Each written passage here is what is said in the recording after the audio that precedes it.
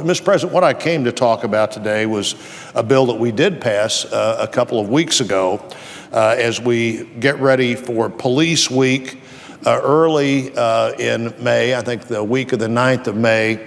There are other people we want to recognize and do appreciate. I'm the co-chairman along with Senator Coons from Delaware of the Law Enforcement Caucus, and I want to speak today about something we've just done to honor our first responders.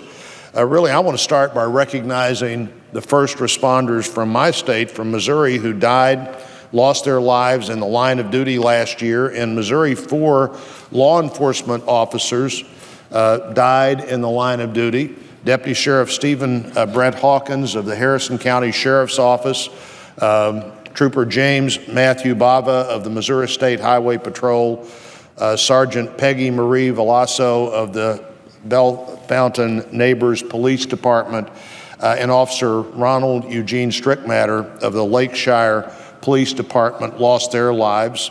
Deputy Sheriff Hawkins of Bethany, Missouri, suffered a fatal heart attack on September the 13th following an emergency response. He was 34 years old.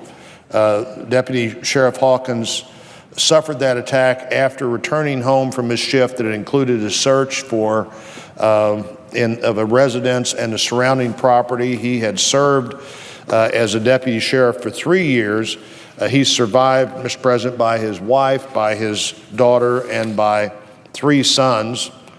Trooper James Bava of Mexico, Missouri, was involved in a fatal vehicle crash while pursuing a motorcyclist from a traffic stop on August the 28th. Trooper Bava has served in the Missouri State Highway Patrol for 2 years. He was 25 years old the day he lost his life serving us. He's survived by his parents, by his brother, by 3 sisters, by his fiancée. Sergeant Peggy Veloso of the Bellefontaine Neighbors Police Department was struck and killed by a vehicle on August 24th while rendering aid to another driver after being involved in an accident en route to work. Sergeant Veloso had served in the police department for 15 years. She'd previously served in the St. Louis County Police Department for over 13 years, almost 30 years of service. She's survived by her husband, by a son, and by 2 grandchildren. Officer Ronald Strickmatter suffered a heart attack after attempting to help an older person who'd fallen. Officer Strickmatter had served in the Lakeshire Police Department for 4 years and previously served in the St. Louis Metropolitan Police Department for 24 years. He's survived by his wife and a son. In Missouri, we also lost 5 firefighters and first responders in the line of duty last year. Battalion Chief Chris Tyndall of Raymore, Missouri, died shortly after responding to an emergency incident in January 2015. He was a 19-year veteran of the South Metro Fire Department. Larry Lawhorn, a volunteer firefighter with the Orchard Farm Fire Protection District, suffered an emergency medical and fatal medical emergency in May of last year while driving a first responder vehicle en route to a structure fire. He'd been a volunteer with the department for 20 years and had previously served 15 years with the St. Charles County Fire District. In October 2015, 2 firefighters were killed in Kansas City in the line of duty.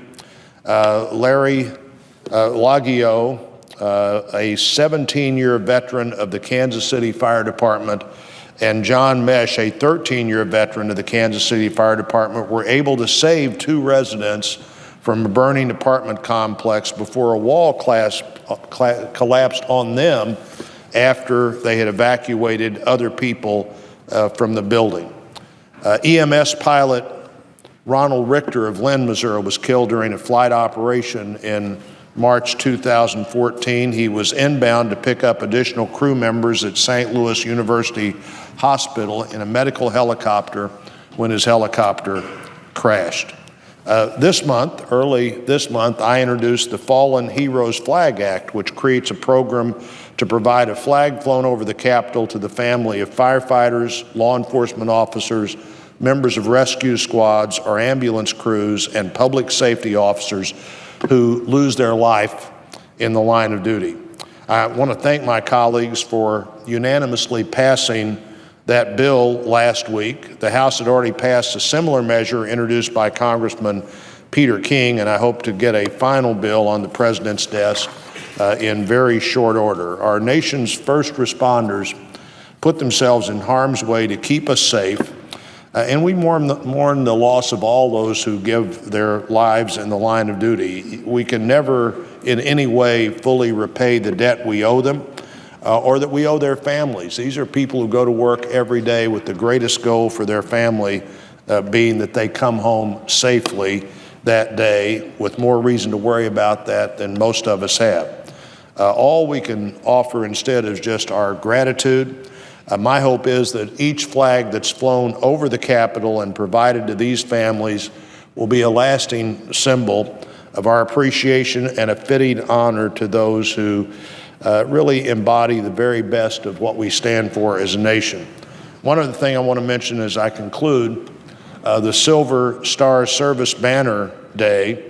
I want to thank my colleagues also for unanimously passing that resolution, which I introduced with Senator McCaskill last week to designate May 1st as the Silver Star Service Banner Day, a day we honor our nation's service members who've been injured or become ill while serving, and we also honor their families on that day. I'm grateful to work for this cause and for the work that the Silver Star Families of America do. It's a nonprofit organization headquartered in Clever, Missouri.